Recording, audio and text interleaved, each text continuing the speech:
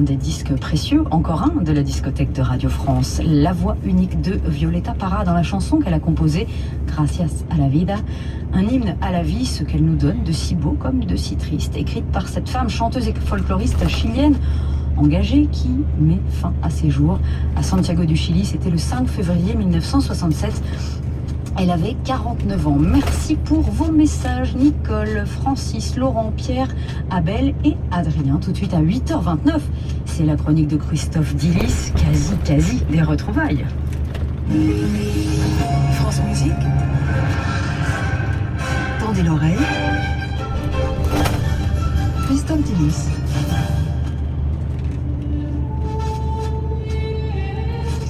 Ah bah bonjour Christophe. Bonjour Gabriel, bonjour à tous. Pour votre grand retour dans France Musique est à vous, vous avez décidé de changer de format. Oui, j'ai décidé de revenir à mes sources. Pourquoi j'ai décidé de consacrer ma vie à l'histoire de la musique? Et pourquoi donc? Eh bien parce que c'est ce qui se rapproche le plus du voyage dans le temps. Et donc toute cette année, je vais m'intéresser aux détails concrets de l'histoire de la musique, le nombre de moines copistes dans telle pièce, de telle dimension, de telle... Et en 1254, une soirée dans l'appartement de Miles Davis, le détail d'une séance de 4 mains, de Chopin et de Liszt, etc. En gros, faire revivre 5 minutes d'un passé lointain, le temps de 5 minutes le samedi matin. Excellente idée, je suis bien contente de vous retrouver. Et donc aujourd'hui Christophe? Eh bien, nous partons à la recherche du son des cités médiévales françaises. Premier épisode aujourd'hui, Montpellier.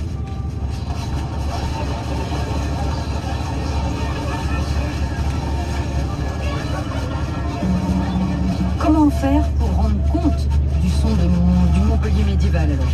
Eh bien, en se plongeant dans les contrats de la ville. Si on ouvre le plus ancien livre des comptes de Montpellier, qui date de 1357, on s'aperçoit qu'il y a des paiements réguliers pour 5 ménestrels. Et on savait de quoi il jouait?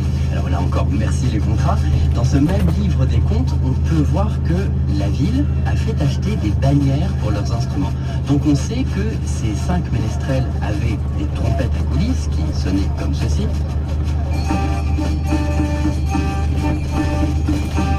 Et on sait qu'ils avaient des cornamusa, ce qui veut dire cornemuse, mais aussi instrument à hanches.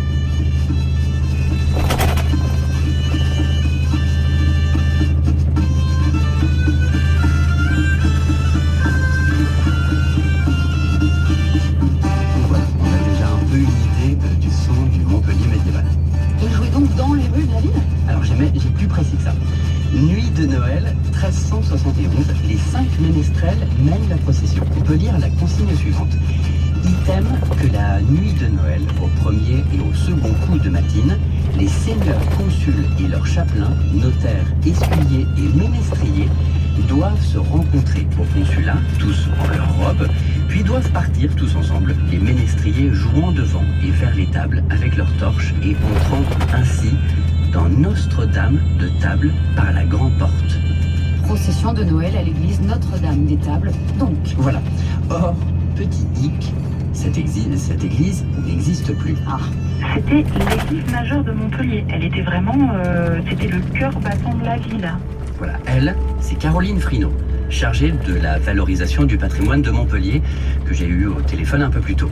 Elle m'a expliqué que Notre-Dame des Tables a été détruite à la Révolution française, mais il reste une chose encore visible, la crypte.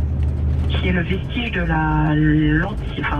l'ancienne chapelle basse de l'église, qui existe toujours dans le sous-sol de la place Jean Jaurès. Au moment des premières fouilles archéologiques qui ont eu lieu en 1913-1914, elle a été déblayée parce qu'elle avait été comblée à la Révolution. Il reste notamment